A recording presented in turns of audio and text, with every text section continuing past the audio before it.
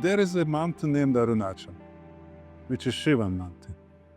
I was a little bit around. I have experienced this walk that they do there around the mountain. And Father looks at me first. Why do you wear shoes? Asked me. He asked me. And I said, well, I don't know. And in that instant moment, something changed in the man. And he almost started to cry. Oh, I'm sorry. And he, this thing. Touch your feet. Touch my feet. And I was even more shocked. Sir, could you please tell me when I will know my answer?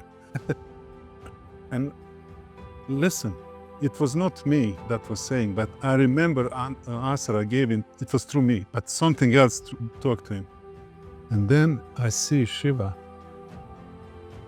sitting in the lotus posture, the Trishul and so.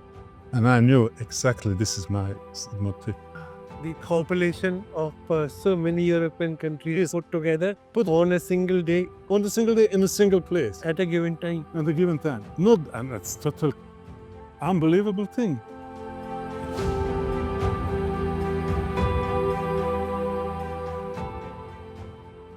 Namaste. Welcome to Blessing Ready with Commander Uncle. As you know, in Blessing Ready, we celebrate lives. We celebrate divine in their lives. And whenever we come across people who have gone through that path and are now ready to light up the lamp in everybody else's path towards spirituality, we meet them, we request them to share their life stories and how they became blessing ready. Today we have Igor Dzeba from Bosnia-Herzegovina, and I was looking at his passport, and below Igor Dzeba the name says Igor Shiva Shankar. Of course, I'm curious to find out how that transformation happened. But before that, let's welcome Igor Dzeba. Igor, welcome to Blessing Ready. Namaste, Ji. Thank you so much for sparing your time to meet us. Last time when we met at a friend's place, Yes, about 6 months ago, you had just done Char Dham Yatra. And today when we are meeting, you have now completed 12 Jyotirling Darshan. Yes. There must be a very strong pull that drives you to do this. Of course, we want to know more. But let us know something about your childhood first and how your spirituality has traveled along. Please, Igor. Thank you for having me once again. And so let's start from the beginning. I'm firstborn in my family and firstborn among my siblings. And it was not even clear that I will survive this, as I later understood from my mother, because like 3-4 days after she gave birth to me, I got ill. And my mother had very, very, how shall I say, terrible this first time to give birth to a child. And she was really, how shall I say, affected by it. So her milk ceased to exist. So what I was struggling was on one side to get nourishment and on the other side being ill.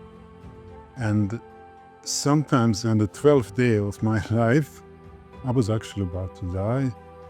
And then my grandma told me, she was witnessing all that and they were prepared. Okay, child will die. But then there was a doctor, Dr. Vela, I remember the name, local doctor in the community where I was living, who scooped cream from the boiled milk. It was just cooled down and started to feed me with that. And because I was refusing even to drink and eat for almost a day. I was very dry. But as soon as he put that in my mouth, I started to suck. And slowly, gradually, I started to take nourishment. And they have turned in between. There was like even family members to attend me, just that I would take a little bit of this cream and milk every second hour. And somewhere 2-3 days after I survived, as you see, I start to get better. And they could see on my skin and on me that I'm kind of not gaining weight, but I'm not on the way to decline. And that was very good sign. And afterwards, I actually didn't have opportunity to have my mother's milk. But there was a woman, I remember it was a Muslim woman, who gave birth to the child day before me. And she had abundance of milk. And instead of wasting that milk, she offered that she breastfeed me. And my mother concurred, and I was breastfed by that woman. I don't know that period, but that was the kind of what I see now, blessing me, allow me to live this life. So this is the first encounter with the world, I would say, in this body. And first lesson in survival is, for us human, I believe, is to be supported by other humans. So this is kind of absolutely beginning of the story. So. And you grew up in this kind of environment? Yes, I have. And it was very secular society. I would say like India today. In my little town, imagine 24,000 people. We have 31 nations. 31 nations and all bigger monotheistic religion present. Christianity, two of kinds, Catholicism and the Orthodox, Muslims, Jews, and then of course different, how shall I say, branches of all of that. And industrial city, kind of not so beautiful, I would say, except the mountains around, but also very productive and very cultural, I would say. So that was kind of heritage that I have, and I'm very proud of it. A little town, but still a town with a soul. And how did India happen to you? I remember first time it would not happen if it was not for my yoga teacher. And that was a lady from one city in Sweden where I lived at that time. And she was my yoga teacher, and she actually suggested that I go to India and try to learn some things that she couldn't teach me. But she also told me very particularly, Igor, you are coming from West, you either will hate it or love it. And I suggest that, I'm just repeating what she said. Igor, I'm laughing because you're not the first one who is telling me this. But before you continue, let me tell you this little thing that I remember from my encounter with a British friend. He told me that when you come to India, or when you're sent to India, you ask everybody, why me? Why am I being sent? But 2 years later, when you are asked to come back, you ask the same question again. Why me? Why can't I stay here in India? That is the same thing with me, actually, because she sent me to Goa, of all places. And as you know, this is actually not kind of India. It's very India light. But still, I was in Goa, I was in one place called Arunachala, and I was recommended to go to Yoga Shala, Ashtanga Yoga, to teacher with name Balu Tela. I remember still this name.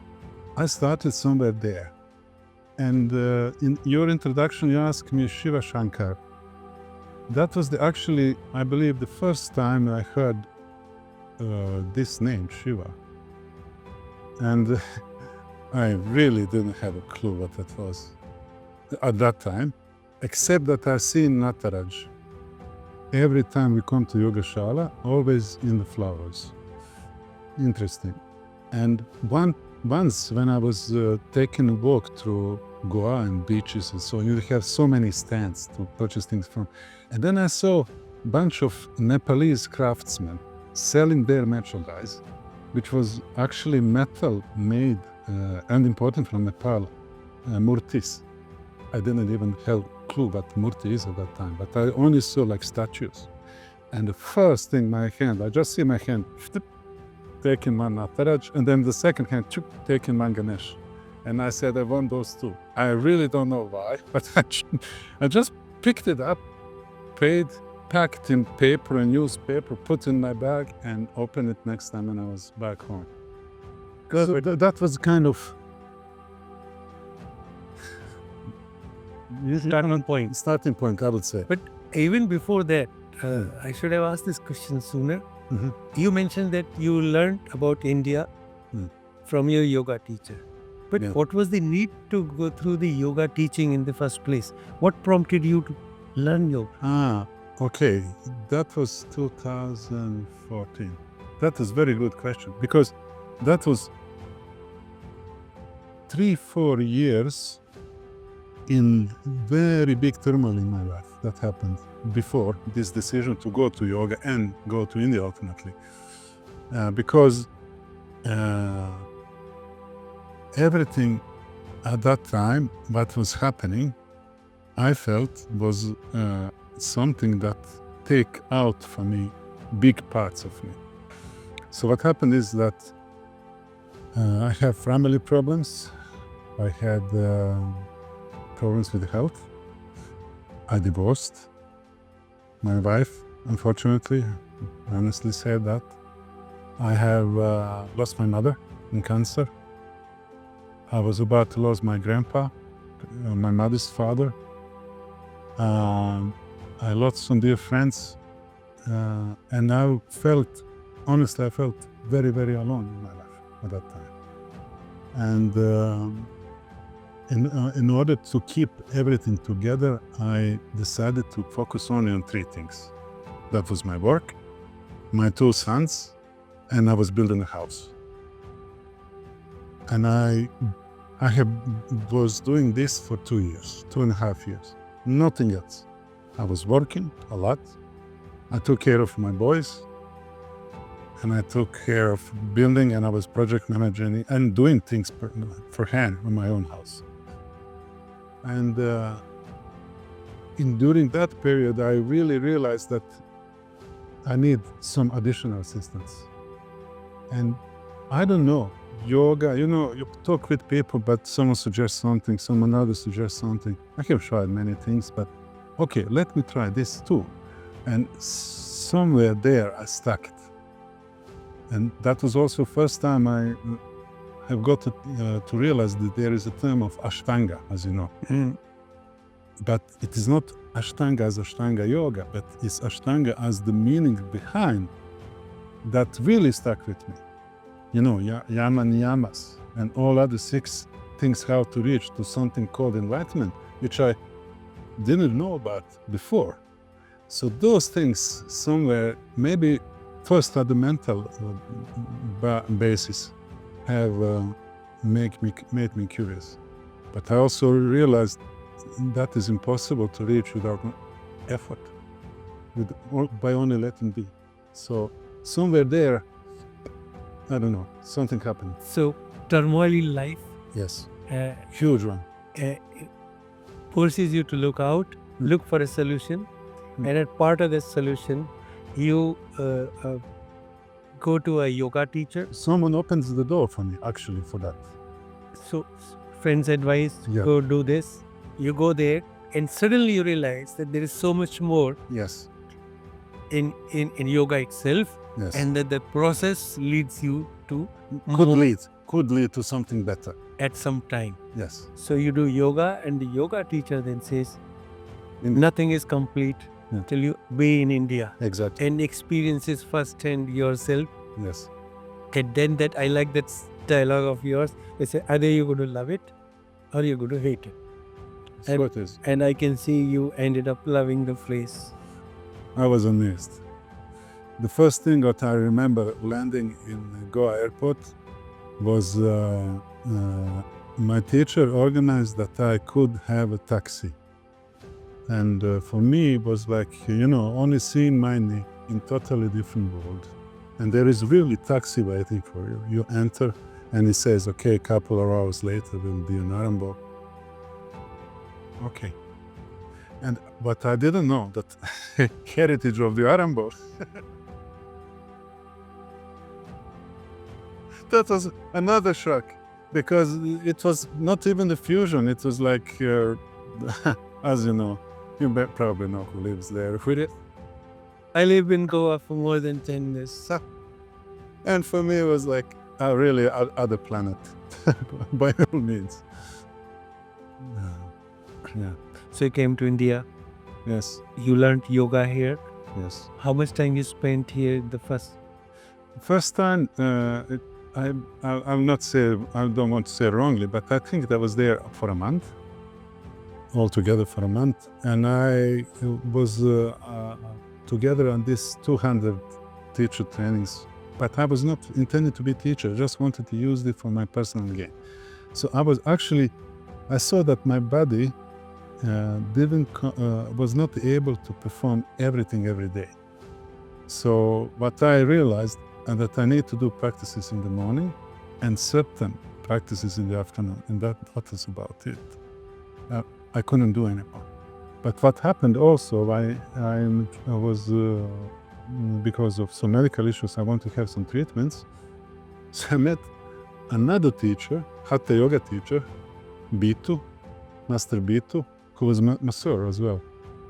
And then he taught me something that I still have with me, because that became one of professions that I do currently. He taught me how to breathe. And he, for the first time, put me on experience, as maybe you know the term of, Indian term of 5 vayus. Yes. I heard about prana, but I didn't have a clue about apana, udana, vyana, and I forgot the 5th one. Did you understand what I mean?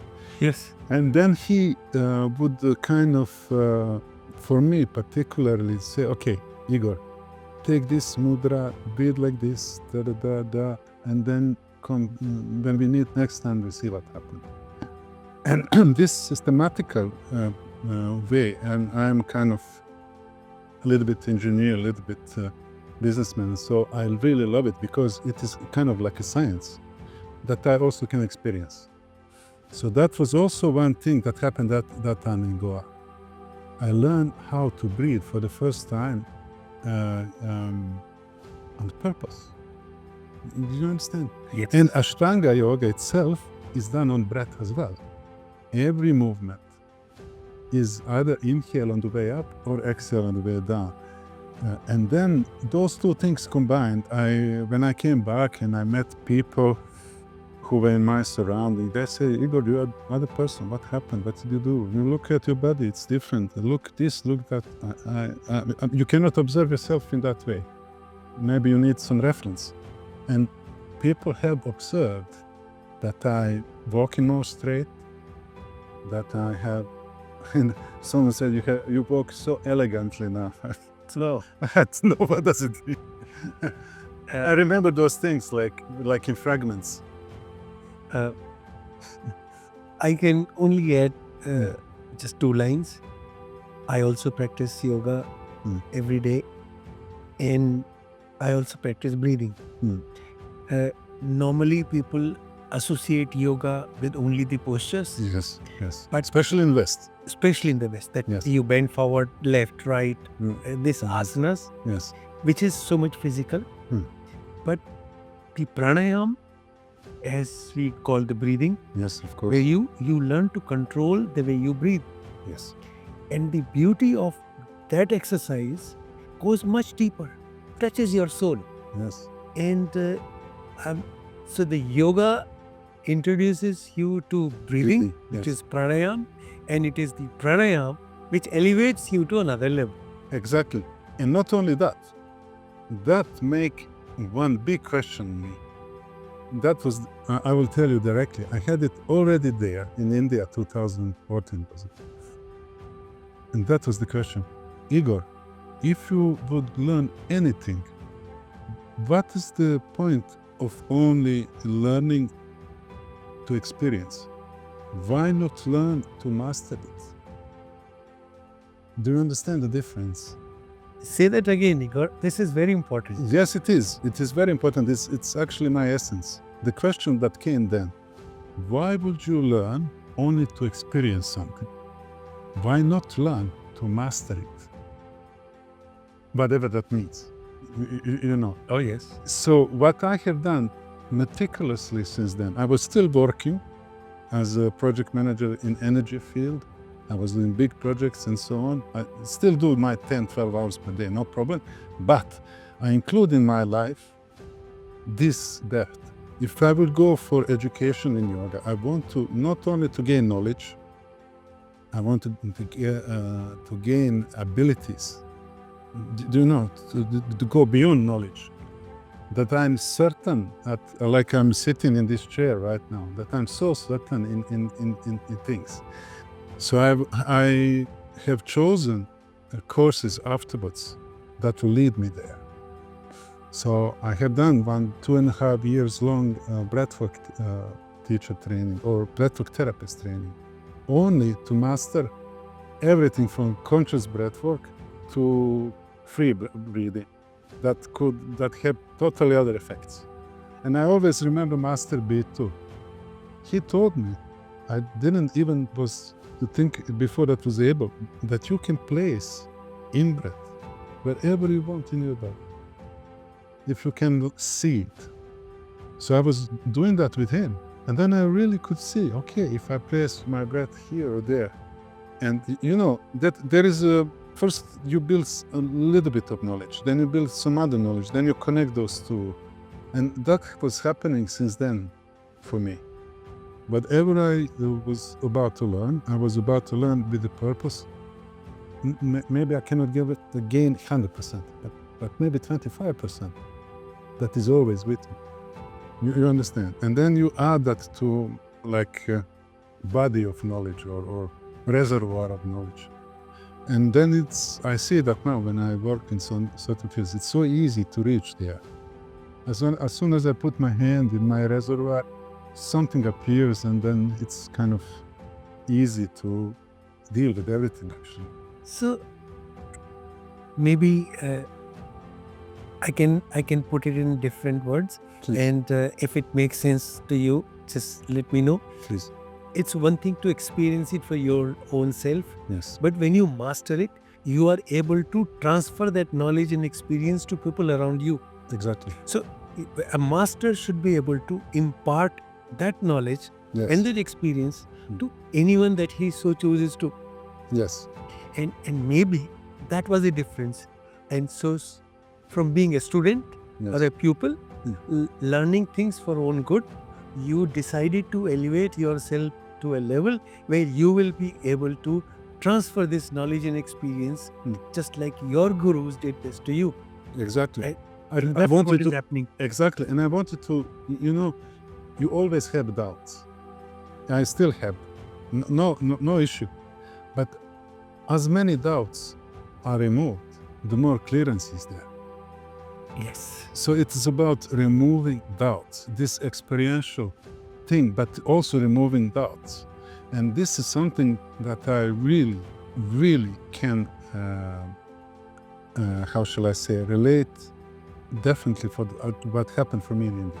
And Igor, more you learn, more you realize that there is so much more to Exactly. learn. And you're never there. No, and that's not possible with this mind. Not possible. Not possible. So, what I'm realizing lately, that I need to listen more and put trust in it. Then, some magical things start to happen. That is my latest kind of... Let me take you back to the point where you picked up Shiva and Ganesh idols, Yes. got them wrapped up from the Nepali vendor, Yeah. and took it back home. Yes. At what stage you identified that to divinity? You know, I remember the reverence of unpacking it at home.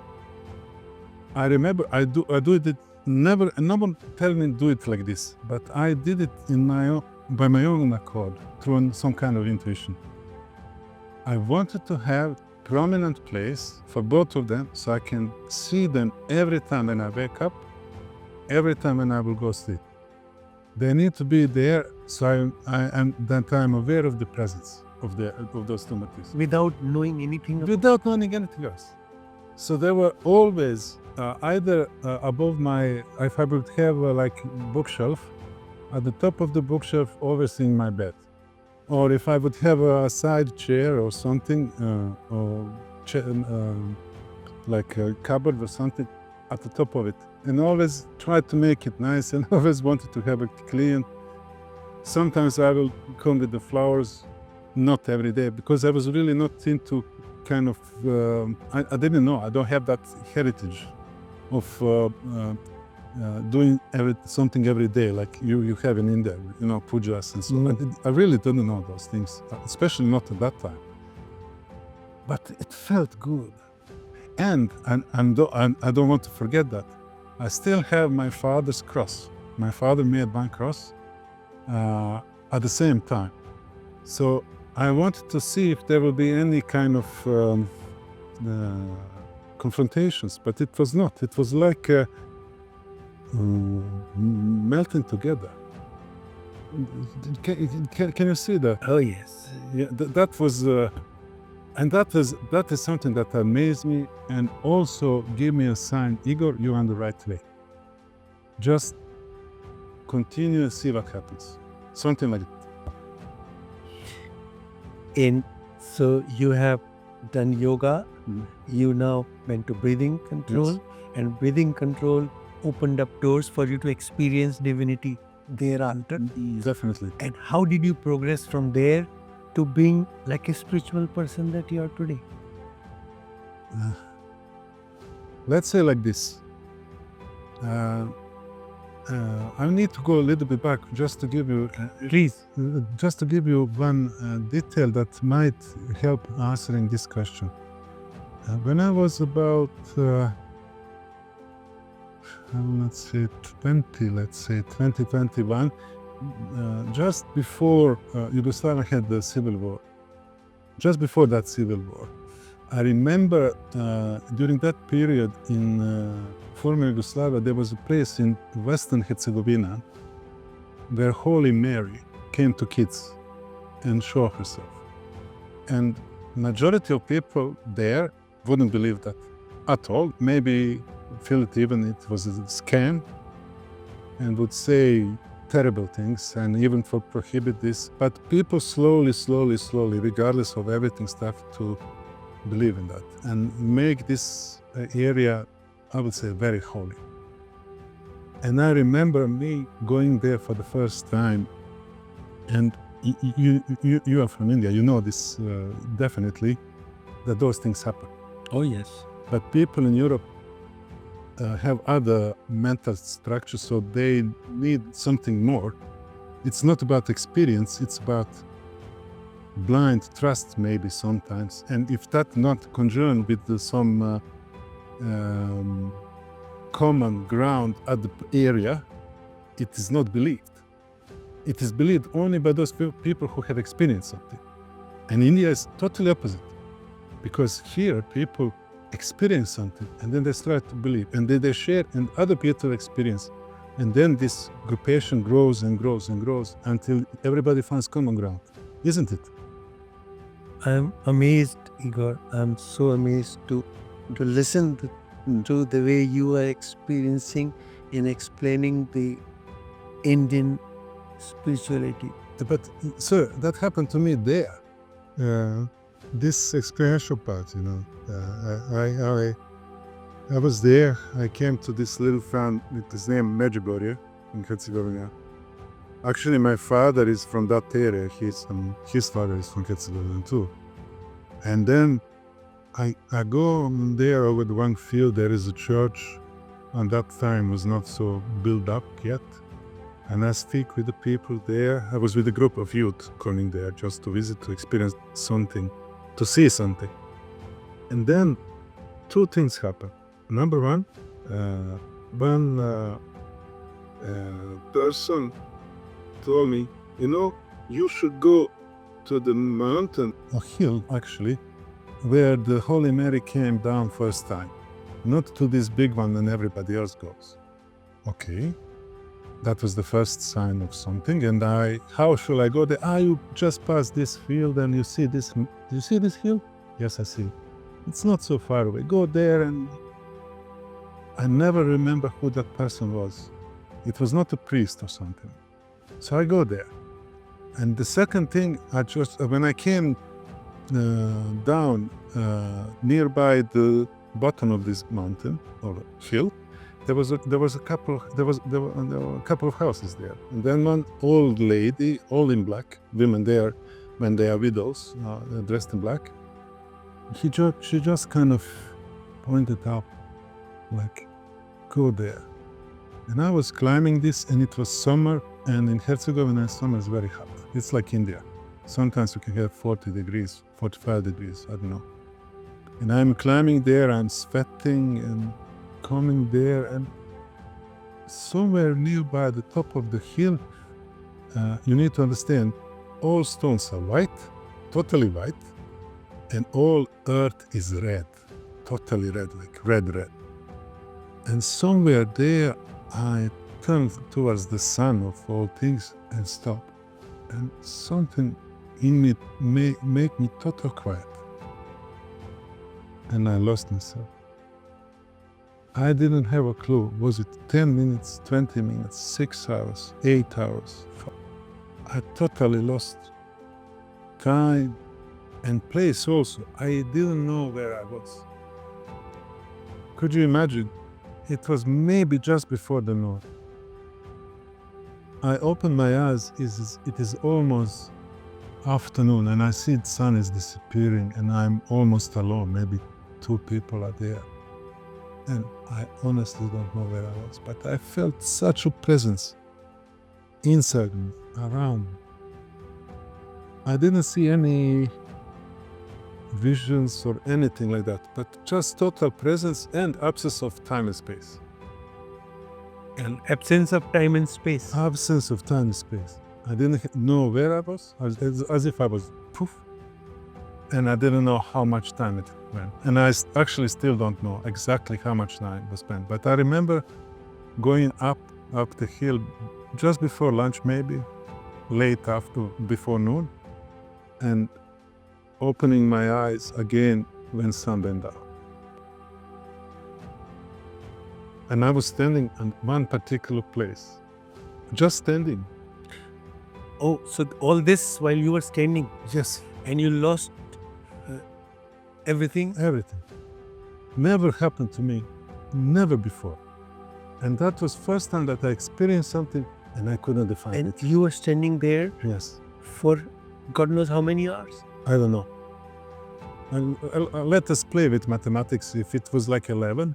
In the morning? Yes. And when it was evening? Maybe 5, 6 in the evening. So 7 hours? 7 hours, let's say. I would say it like this. Wow. Can you imagine?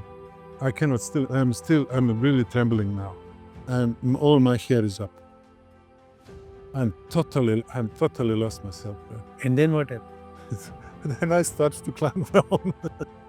And I was a little bit afraid, there are stones there. I don't want to fall down. You don't see paths everywhere.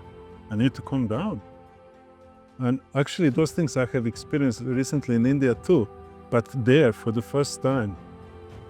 That was first-hand experience. And I come down, find my group, how it is, I tell. And I told to these people, and it was just about time for a bus to go back home. We will travel by bus. There were no ACs in buses at that time. So we waited for sun to go down to travel. It's easier. And then I tell them what I experienced, but honestly, not a single person had anything to say to that. Maybe not interested, maybe don't get it. And I didn't have anyone to share that with. But I kept that experience in me. So when I came to India for the second time, third time, fourth time, I started to experience reoccurrences of this. You know, it was like something, how shall I say? It's like something,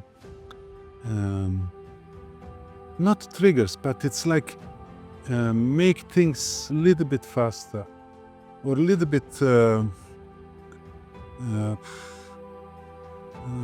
and always like unexpected. Never like you cannot plan those things. It just happens. It just happened. And it has started happening more frequently It has happened. as you have started to visit India more and more. Yes, yes. It's happened more frequently, more clear. I experience more. And I spoke to our mutual friend CD. Sometimes I have absolute belief that I have been here before on this particular place, because I recognize turns, like shapes of things, how to reach some things, so familiar things. And then me, like natural scientist behind also, is a little bit difficult to explain everything through mind. But when I go in depth of myself, everything is like a clear. So you visit places in India which you know beforehand, even though you never visited those places in this life. No. And you know these shapes, you know the turns, Exactly. you know Exactly. your way around that place Yes. and how to get from place Exactly. to place B, I just go right way, I'm there. and you're there because you know you've been there before. Yes. And that happens to you More many times, frequently. and it has started to happen Yeah. even more frequently. Yes. So India doesn't really look like a place. No, No, not you- a foreign place. I also saw the city. I must have been living here before or anything, or I don't know, or have something very, very connected with India. And that's why I never had panic in India or something, which many Westerners do, you know. And I didn't ever had anything to like need to panic for anything. It was like surfing, sometimes a little bit rough water, but still So- surfing. You know, when we first met Mm. at a friend's place 6 months ago, Mm. and you bid goodbye to us, Mm. I remember you touching your hand to the ground and to your chest thereafter. And I was wondering, where did you learn this? I had no clue Mm. about the background, but this is very Indian thing to do. Really? Yes. I And- go, intuition. And you did not know this. No. And you did this just so maybe you've been here before. Maybe you belong to this place, Igor. Maybe there's so much more about you than even you do not know. Definitely. And you're just trying to learn this and Yeah, exactly. rediscover this all over again. Yes. I think it's something like that is happening right now. And then what happened? Well, one amazing story on the way here. I can share one with you. Please go ahead. Okay.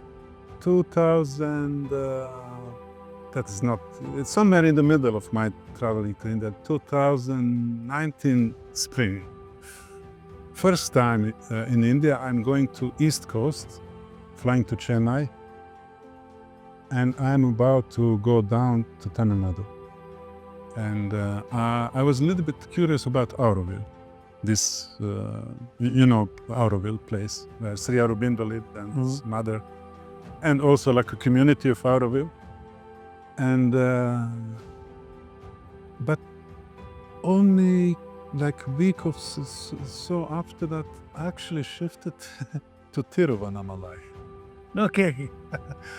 And then I realized a couple of things. One, there is a mountain named Arunachala, which is Shivan mountain.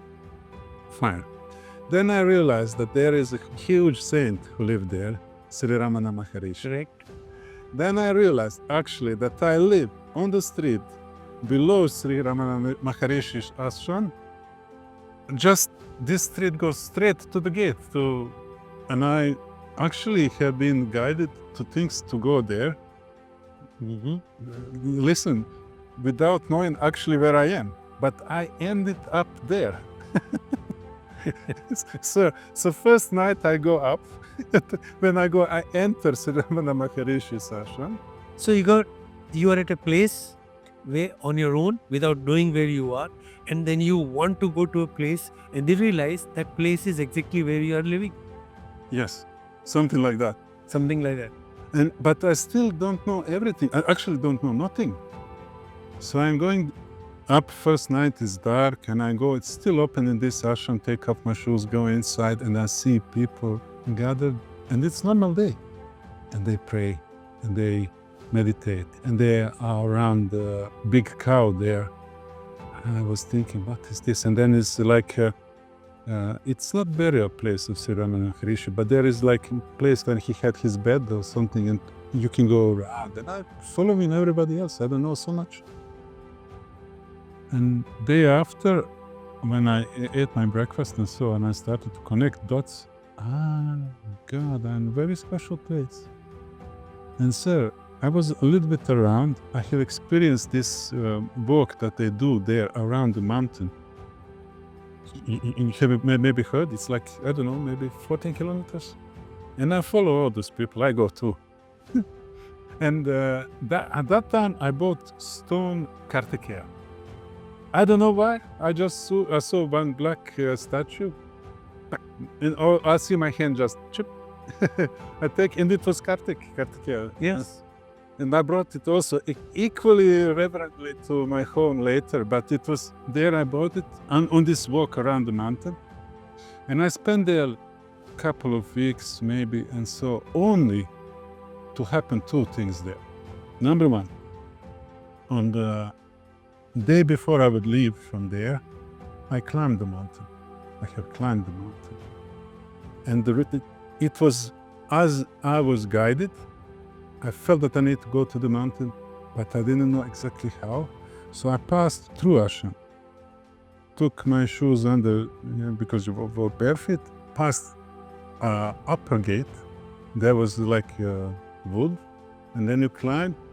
And I really didn't know exactly where I'm going, but on this path and up to the mountain, suddenly I stopped where one sadhu or Swamiji lived, and there was a cave where Sri Ramana Maharishi also lived. And he waved, and I come there, hello, namaste, or everything. And then he said, okay, go around, and pointed me. And I had exactly the same feeling as I told about Holy Mary in my country before. So I climbed. And the first thing that came to me, I need to pick flowers. So our first tree was a bush, I picked some flowers. I picked those. And I climbed mountain. And how shall I say this? At one point I saw a pot, something like a tent, and I knew that someone is living there. And I believe there was one also from sadhus who lived there rather permanently. Then I started to encounter animals, dogs, monkeys, parrots, squirrels. And everybody will kind of go or come to me, be like around me, then not disappear, but remove themselves, and then I climb up.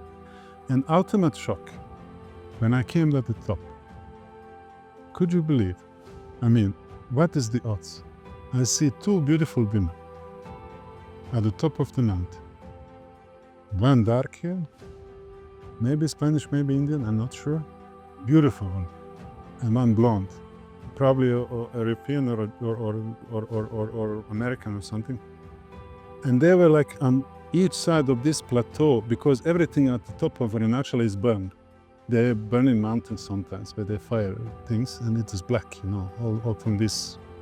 So you don't have, cannot actually sit anywhere because everything is burned. It's dirty from this, But they were standing up on opposite side of this little plateau, not talking to each other. And my direct feeling was like, I was still standing exactly like I did, in before at the Holy Mary place. And I also there lose time, space. I really don't. That time I really don't have any idea how much time I spent there. Maybe half an hour, maybe 2 hours, maybe, I don't know. And I woke up or come back, dogs are close to me. Monkeys are close to me. They don't fight. They were just there. Women, both of them disappear. I don't know when. And I see my flowers still like in between my two fingers. And I put flowers like on one stone. And you know, someone left Sri Ramana Maharishi's photo. And I put this flower there. I actually took a picture, I remember that. One photo, poof, and that was it. Next time, I'm going down the mountain. And miracles don't stop. Maybe halfway through the mountain, I encounter a father and son, Indian, coming up. And you know, sir, I never have been, that is the first time in my life someone approached me with reverence. I don't know why, but boy was first, more energy than father. Father was maybe in 40s, 50s, boy was maybe 20, stronger, you know. And goes a little bit before father, and father looks at me first. Why do you wear shoes? Ask me. He asked me. And I said, well, I don't know. And in that instant moment, something changed in the man. And he almost started to cry. Oh, I'm sorry. And the, you know, this thing. Touch your feet. Touch my feet. And I was even more shocked. That was total shock for me. What happened here? And then he started to get. And then 5 meters after, he asked, turn to me, sir, could you please tell me when I will know my answer? And listen. It was not me that was saying, but I remember answer I gave him, it was through me, but something else talked to him. I told him, when the shadow of Arunachala goes over Parvati, there is this little, you know, he needs to wait there until this shadow goes, and you will know the answer. And look, I can see that. Goosebumps. There's total goosebumps in all of me. And I was so shocked because that was not mental. I don't know. It was not me. It's only my mouth is used to say something. And afterwards, I was going down. The miracle don't stop there. It happened 2 more miracles. I'm going and going and going. And suddenly, from nowhere, I'm still at the same place where the cave is. This cave is not allowed to enter by anybody. You know. But this man, Sadhu, come. And he gave me Coca-Cola bottle full with water. Drink. And I was drinking like, I actually forgot to drink. So 1.5 liter. You know. And then, come. I take shoes, and then he opened one door, in third compartment inside, where Sri Ramana Maharishi was sitting. He said, please come in. Please. And I gave my darshan there.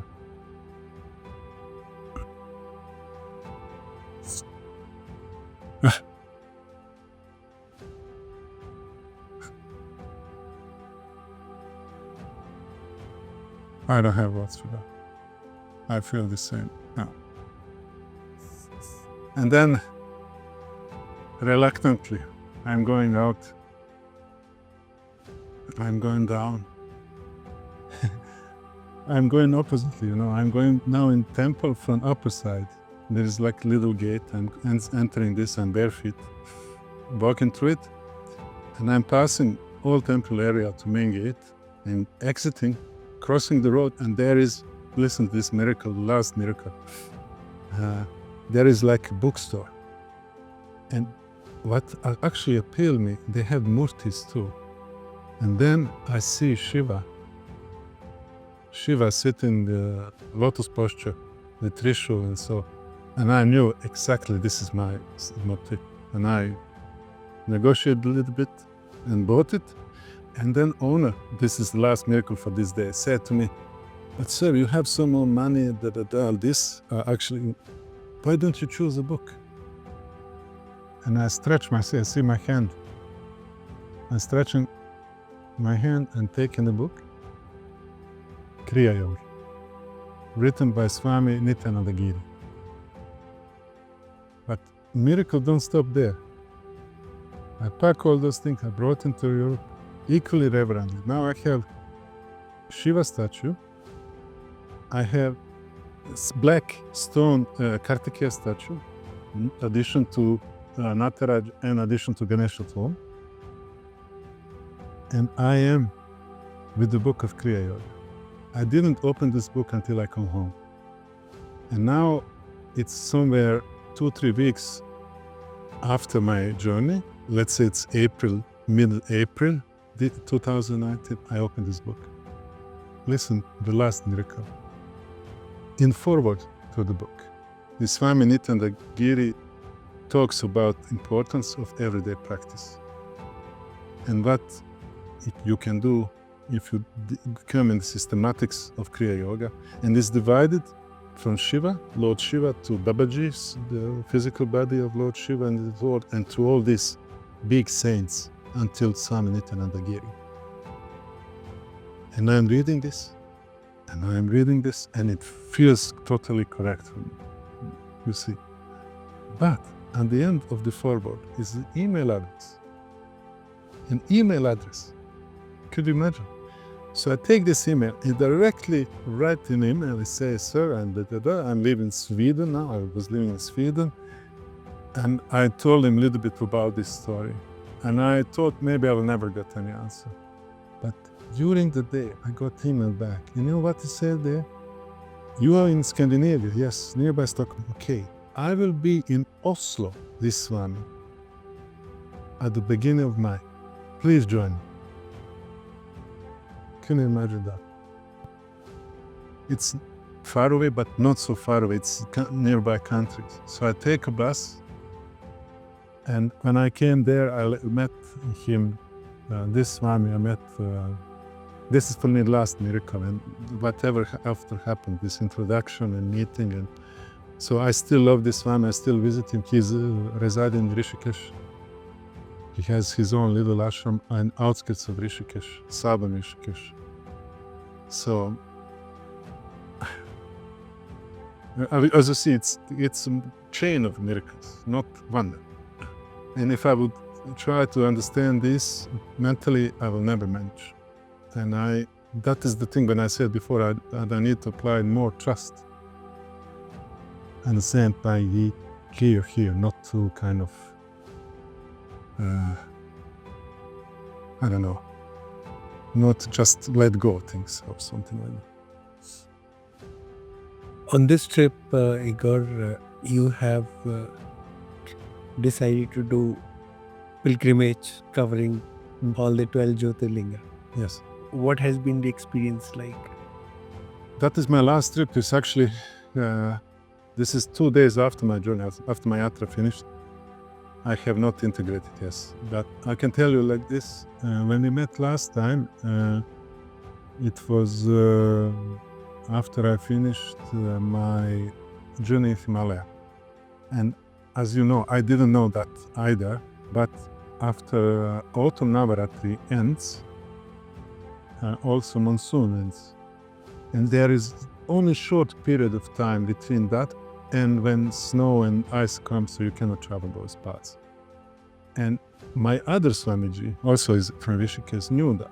So he strongly encouraged, if I was about to do it now. And I asked, but shouldn't we wait for someone? No, do it now. And I was with my friends and my wife in Chilinola, was it, for autumn Navaratri. And then we said, okay, she was going back home to Europe, and I will stay and I will do it. And why Jyotirling? I always had that somewhere, when I heard about this concept first time, this is my journey. And it's not that I say by my ego, my individuality, it's my journey. No, it is more like let's say like flower coming, if I'm earth, like one flower comes out of me. from something inside said, this is your journey. And when I spoke to people, I spoke with Swami, oh, he will follow, maybe not follow. I spoke to Siddhi, he will follow, maybe not follow. Anyone else, even my wife, she will follow, never. I realized, no one will follow. It's my journey. So first Shaban, and first Yamunotri, Gangotri, Kedarnath, Bhagavad. That was my last journey. And I honestly didn't know that I will do it now. I wanted, but I didn't know. And the reason to this is because I had moved physically from Sweden to Switzerland. My new wife is Swiss, so I'm there. And in this turmoil, what shall I do? This new country, shall I do this? Shall I do things that I have done in Sweden? Maybe I will only do my personal development stuff. Actually, some things just have been close to me. And I've realized that I'm funneled more and more towards this journey. You understand? Like stars or God, definitely God, said, no, you will not do anything else until you do this. And ultimately I obliged. I said yes. And I came here at 4th of February.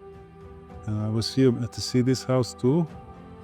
And after 2 days after, I went to Rishikesh to meet with my other Swami. He was with me in Himalaya, Swami Shamananda Saraswati. And then what I was also interested in, because I had never been to Kumbh Mela, was to go to Kumbh Mela. And remember me sitting in Switzerland, the telephone is ringing, we talk on the Zoom, and Swamiji never said, when are you coming, or so. Then he only said, you coming? Which date? You know, and what shall I say? Swamiji, let me check ticket, no blah, blah, blah. Swamiji, call me on Monday, I will tell you.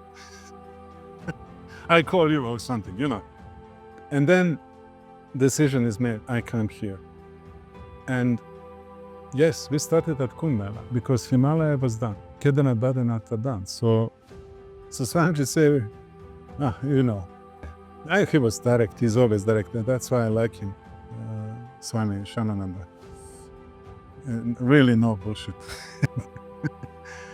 And we in Rishikesh, and first thing is I need to practically consider how shall I travel. And I realized all those nice kurtas, pajamas and things, not possible to carry. It's too much. I need to travel light. I need to have like 3 changes and have 1 wash too, and and to be able to move. And it was crazy. No buses, no trains, not possible to book. And finally we found bus from I think Haridwar to Prayagraj. That was the start of the journey. And we started, I think, on the 9th of March from Rishikesh. And we have reached Kumbh. No, we started at 8, I'm sorry. It took 24 hours. It was so crazy with traffic jams and so on. And we haven't reached Deoprag either. It was like 50 kilometers from. And then they tried to move from the other side around, and still 28 kilometers from the city, and total stop. So that evening we have found 2 local boys with bikes. And we were sitting on those bikes and crisscrossing traffic, and still took 2.5 hours until we reached one ashram, the Swamiji know. And day after, considering everything, Swami did this triangulation for Triveni Sangam and told me, Igor, it's enough if you bath from Yamuna side, Triveni Sangam 2 so-called. You don't need to go there because it will take you only 1 day to go around, because of so many people, police has closed those 8-9 nearest bridges on any river. So you could only go outer range, and no one was doing this because it's too far to go. I remember this. So I end up still with a couple of million people. as you know. Or maybe even more millions, I don't know. It was, I was so shocked, oh my God, does it exist so many people in one place? The population of so many European countries put together on a single day On a single day, in a single place, at a given time. at a given time. Not, and that's total unbelievable thing. And I ended up in water and doing pranam. It's private thing how I did, but I did it in three respects, definitely. And only to have your own stuff unattended, it's not easy. But I found 5 men in my age, approximately, who came together, friends, and joined them. So we would watch each other's things while the other would buy a thing. And that was the thing with me. Otherwise, it would not be possible. As soon as you leave, someone actually picked it up. And but I had help from them. We bought it, said hello, and I went back. And actually, already there was huge shifting. Igor, this is, I think, just about the time to pause. Yes. I won't say stop, because there is really no end to the experience that you have gone through, and you will have more, and we would like to meet up again. Yes, please. And there is so much more I want to know from you, and you to share your experiences with our audience. Yes, It's please. been just amazing and overwhelming experience to sit here and visualize what you have gone through. Igor. I wish you the very best, and we'll catch up soon on another episode. So, this is Igor Dzeba, Igor Shiva Shankar, sharing his life experiences with us. And as you would know, as I know, there is so much more to hear from him. One episode isn't good enough. I had requested him, persuaded him, and he has kindly consented to be with us again very soon. There is so much more about his experiences of travel in India, of the Jyotirlinga. And of course, I saw Bhagavad Gita in his hand, and I am desperate to ask him, how did that happen? Because Lord Krishna is another dimension altogether. So wait for us, and we will meet with Igor very soon again. Namaste. Blessings ready. So next time when we meet, I will share the second part of my journey.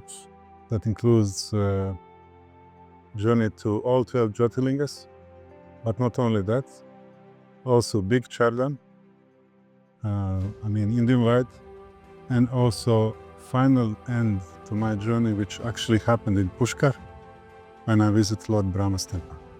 Thank you. Entire team of Blessing Ready is proud to be associated with Anything Will Do, a non-profit organization working towards humanity. If you would like to be associated with Anything Will Do, please follow the link given in the description below.